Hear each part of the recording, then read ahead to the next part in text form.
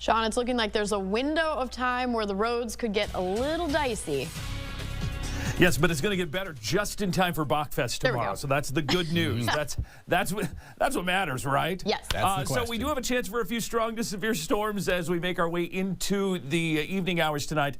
Best chance well to the south, and for our area, hail and wind is going to be really the only thing. And the best chance, Rochester to Albert Lee to Emmitsburg and south and east of that line. Doesn't mean we may not have an isolated stronger storm further north, but the tornado risk is very low with all the stuff happening. Let's go to our live Doppler, and you can see down to the south around, well, north of Algona now. We had a little pea-sized hail by Algona. But moving north of Forest City up toward Austin and Albert Lee, we have a little thunderstorm there with some heavy rain and some lightning, nothing severe. And then a little further north and west, we start to see the colors on the map, but we're not really getting snow yet. We're still warm aloft. Temperatures at the surface west of Mankato have dropped below the freezing mark, but rain is falling until it hits the surface, and the ground is still a little warm, but eventually it's going to start to freeze, and roads and surfaces and all that stuff are going to get slick.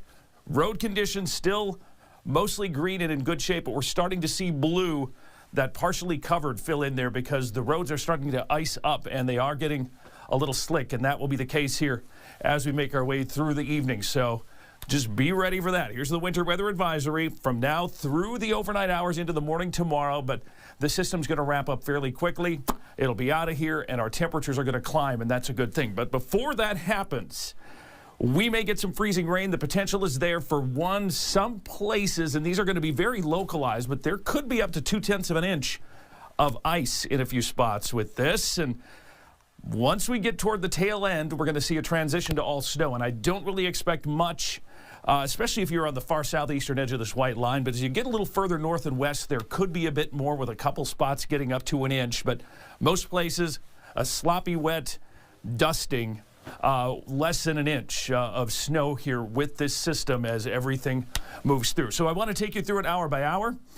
See the rain and scattered thunderstorms as we get to 8, 9, 10 o'clock. We're going to see a few more showers and thunderstorms kind of develop and move through, and then that transition begins. We'll see rain freezing when it hits the surface. Eventually, as we get that full air column aloft to cool down below freezing, we'll see that rain change to snow. Here we are at 3 a.m., and by 6, 7 o'clock, it's going to be out of here, and then we are going to gradually clear through the morning. By noon, a lot of places will start to see sunshine already, and the good news here is that we are going to warm up fairly quickly. By 11 a.m., 32, by noon, 34, and the further west you are, the faster that warming is going to happen because the sun's going to come out, and that's going to help warm things up nicely. So tonight, rain, scattered thunderstorms, changing to freezing rain, eventually a little snow.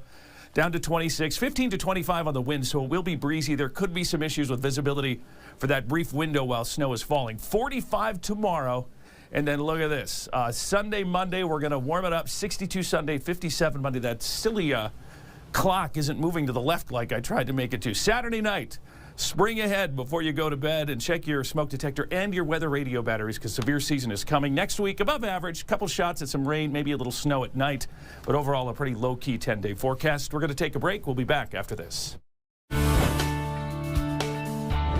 This extended forecast is brought to you by Northern Comfort, celebrating 50 years serving the Mankato area.